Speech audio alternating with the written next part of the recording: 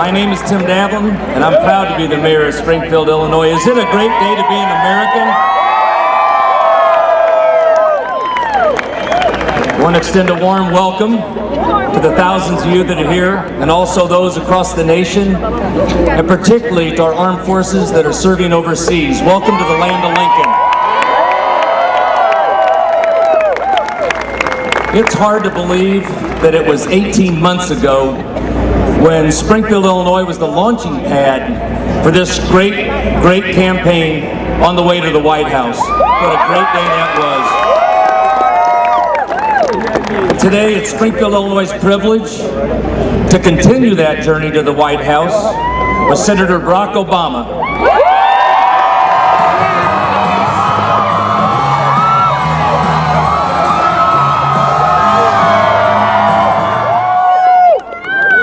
Coming home. It's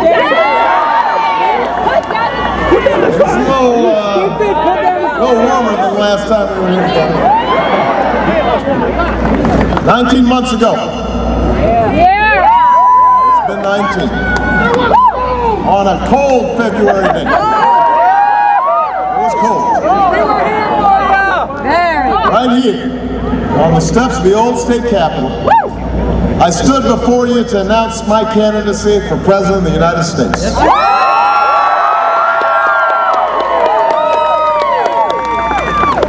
We started this journey with a simple belief.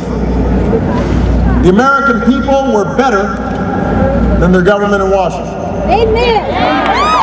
A government that has fallen prey to special interests and policies that have left working people behind. Yes. As I've traveled to towns and cities, farms and factories, front porches and fairgrounds in almost all 50 states, that belief has been strengthened. Because at this defining moment in our history, with our nation at war, our economy in recession, we know that the American people cannot afford 4 more years of the same failed policies, the same old politics.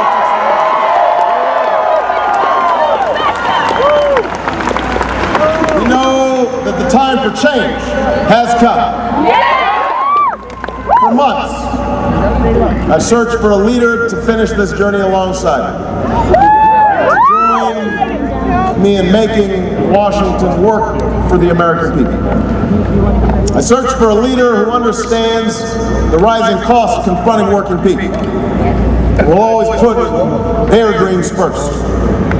A leader who sees clearly the challenges facing America in a changing world, with our security and standing set back by 8 years of a failed foreign policy.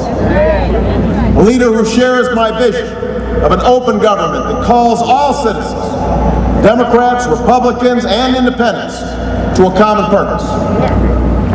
Above all, I searched for a leader who is ready to step in and be president. Today, I have come back to Springfield to tell you that I've found that leader. A man with a distinguished record. A man with fundamental decency. And that man is Joe Biden.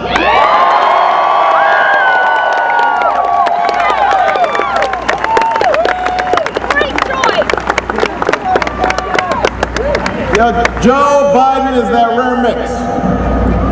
For decades, he's brought change to Washington, but Washington hasn't changed him. He's an expert on foreign policy whose heart and values are firmly rooted in the middle class. He's stared down dictators and spoken out for American cops and firefighters. He is uniquely suited to be my partner as we work to put our country back on track. Joe Biden is what so many others pretend to be. A statesman with sound judgment who doesn't have to hide behind bluster to keep America strong.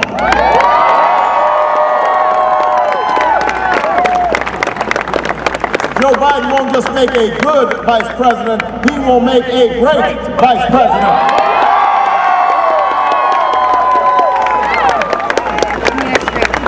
After decades After decades of steady work across the aisle, I know he'll be able to help me turn the page on the ugly partisanship in Washington. So we can bring Democrats and Republicans together to pass an agenda that works for the American people. And instead of secret energy task forces attacking, stacked with big oil and the vice president that twists the facts and shuts the American people out, I know that Joe Biden will give us some real straight talk.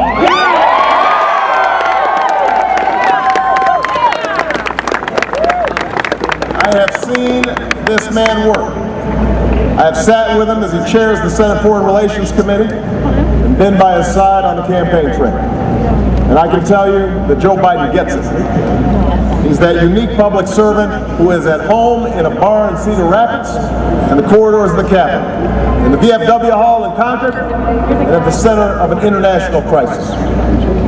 That's because he's still that scrappy kid from Scranton who beat the odds, the dedicated family man and committed Catholic who knows every conductor on that Amtrak train to Wilmington. That's the kind of fighter who I want by my side in the months and years to come.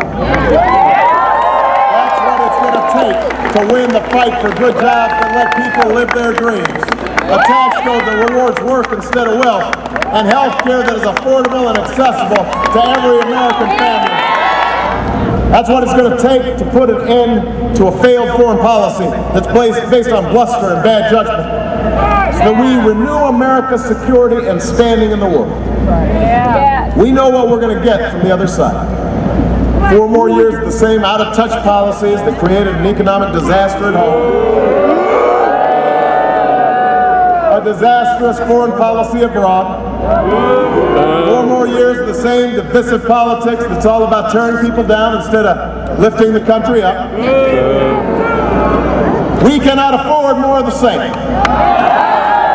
am running for president because that's a future I don't accept for my daughters, and I don't accept it for your children, and I don't accept it for the United States of America. I am confident we can take this country in a new direction, that we are ready to overcome the adversity of the last 8 years, that we won't just win this election in November, we will restore that fair shot at your dreams that is at the core of who Joe Biden is, and I am, and what America is as a nation. So let me introduce to you the next president, the next vice president of the United States of America, Joe Biden.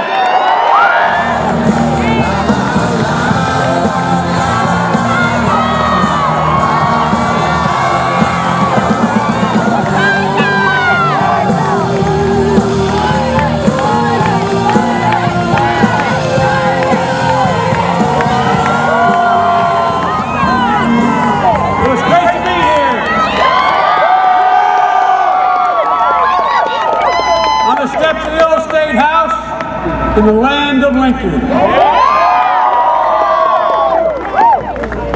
President Lincoln once instructed us to be sure to put your feet in the right place, then stand firm. Today in Springfield, I know my feet are in the right place.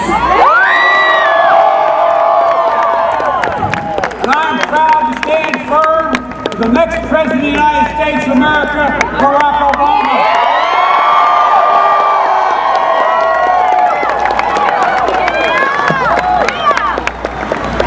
Folks, Barack and I come from very different places, but we share a common story, an American story. He was the son of a single mom who had to struggle to support her son and her kids. But she raised him. She raised him to believe in America. To believe that in this country there was no obstacle that could keep you from your dreams if you're willing to work hard and fight for it. I was different. I was an Irish Catholic kid from Scranton with a father who, like many of yours, in tough economic times, fell on hard times. But my mom and dad raised me to believe. It's a saying, Barack, you heard me say before, my dad repeated and repeated. He said, champ, it's not how many times you get knocked down, It's how quickly you get up. Ladies and gentlemen, that's your story. That's America's story. It's about, if you get up, you can make it. That's the America Barack Obama and I believe in. That's the American dream. And ladies and gentlemen, these are no ordinary times, and this is no ordinary election. Because the truth of the matter is, and you know it, that American dream under 8 years of Bush and McCain, that American dream is slipping away. It's a nightmare. I don't have to tell you that. You feel it in your lives. You see it in your shrinking wages, and the cost of everything from groceries to health care, to college, to filling up your car at the gas station. It keeps going up and up and up. And the future keeps receding further and further and further away as you reach for your dreams. You know, ladies and gentlemen, it is not a mere political saying. I say with every fiber of my being, I believe we cannot as a nation stand 4 more years.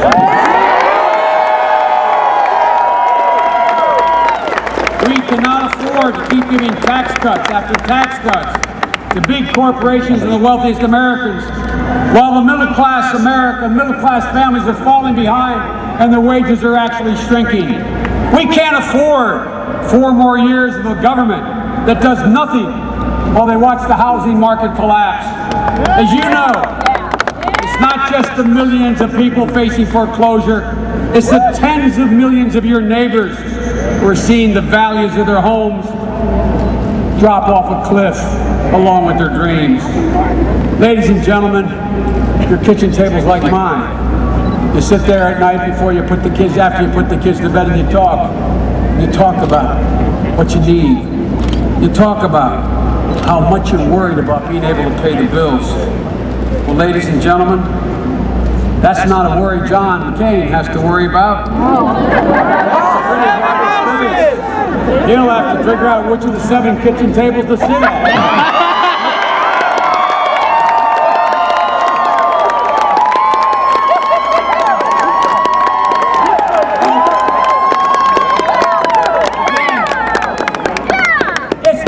It's not political sloganeering when I say we literally can't afford 4 more years of this non-energy policy written by and for the oil companies, making us more and more dependent from hostile nations on our ability to run this country, and literally, not figuratively, literally putting America's security at risk.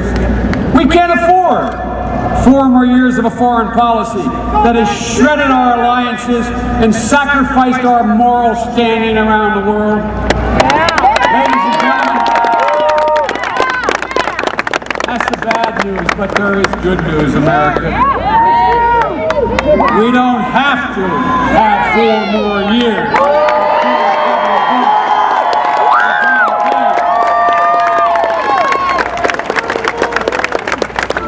The next President of the United States is going to be delivered to the most significant moment in American history since Franklin Roosevelt. He will have such an incredible opportunity,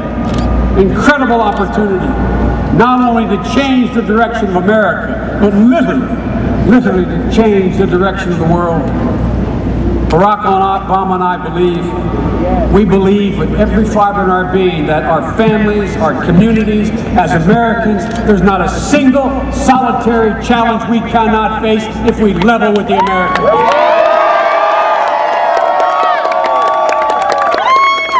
And I don't say that to say it.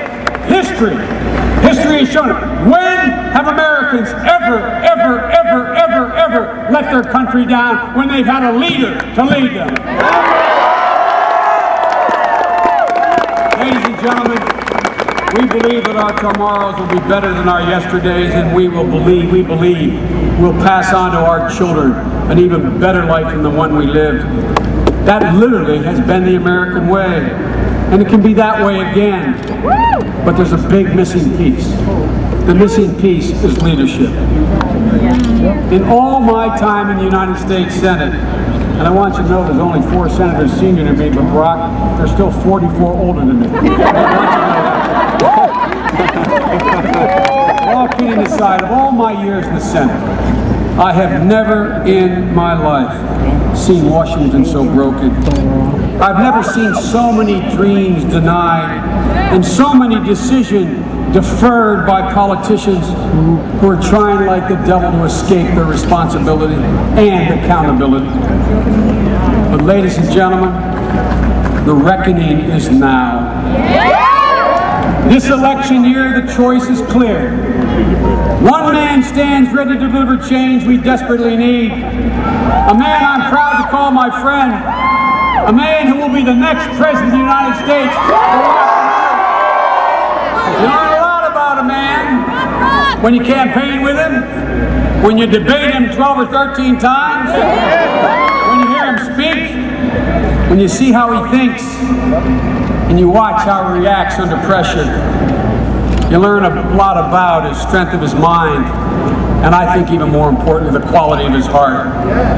Ladies and gentlemen, no one knows better than I do. The presidential campaigns are crucibles in which you're tested and challenged every single day. And over the past 18 months, I've watched Barack meet those challenges with judgment, intelligence, and steel in his spine. I've watched as he's inspired millions of Americans to this new cause. Barack has the vision, and what you can't forget, you know his vision, but let me tell you something. He also has the courage to make this a better place. And let me tell you something else. This man is a clear-eyed pragmatist who will get the job done. There's something about Barack Obama that allows him to bring people together like no one I've worked with and seen. There's something about Barack Obama that makes people understand if they make compromises, they can make things better. It's been amazing to watch him. But then again, that's been the story of his whole life. Ladies and gentlemen, my wife Jill, who you'll meet soon, is drop dead gorgeous. My wife Jill, who you'll meet soon, she also has a doctorate degree, which is a problem. But all kidding aside, my wife Jill and I are honored to join Barack and Michelle on this journey, because that's what it is, it's a journey. And now it's time for all of us, as Lincoln said, to put our feet in the right place and to stand firm. Ladies and gentlemen, it's time to elect Barack Obama president. It's